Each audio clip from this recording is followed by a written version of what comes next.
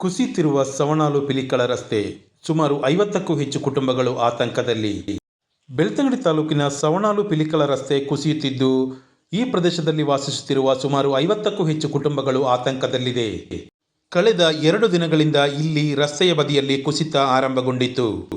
ತಕ್ಷಣವೇ ಮಾಹಿತಿ ಪಡೆದ ಅಧಿಕಾರಿಗಳು ಸ್ಥಳಕ್ಕೆ ಧಾವಿಸಿ ರಸ್ತೆಯನ್ನು ಬಂದ್ ಮಾಡಿದ್ದಾರೆ.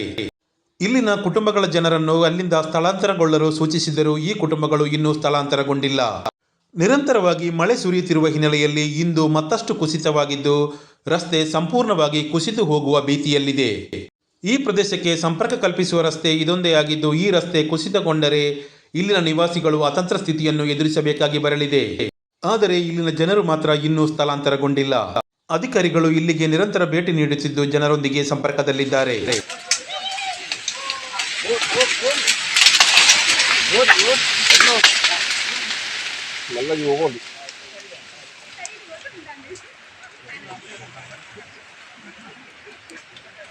ಅಡ್ಡೈತೆ ನಾವು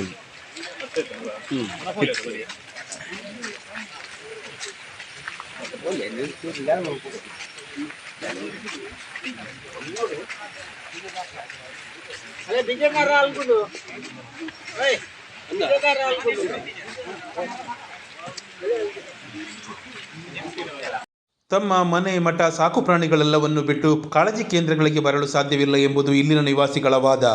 ತಮಗೆ ಪರ್ಯಾಯ ರಸ್ತೆಯನ್ನು ನಿರ್ಮಿಸಿಕೊಡಿ ಎಂದು ಇವರು ಕೇಳುತ್ತಿದ್ದಾರೆ. ಆದರೆ ಈ ಮಳೆಗಾಲದಲ್ಲಿ ಇದು ಅಸಾಧ್ಯವಾದ ವಿಚಾರ. ಮಳೆಯ ಅಬ್ಬರ ಕಡಿಮೆಯಾಗದಿದ್ದಲ್ಲಿ ಇಲ್ಲಿ ದೊಡ್ಡ ಮಟ್ಟದ ಭೂಕುಸಿತವಾಗುವ ಅಪಾಯ ಎದುರಾಗುತ್ತಿದೆ.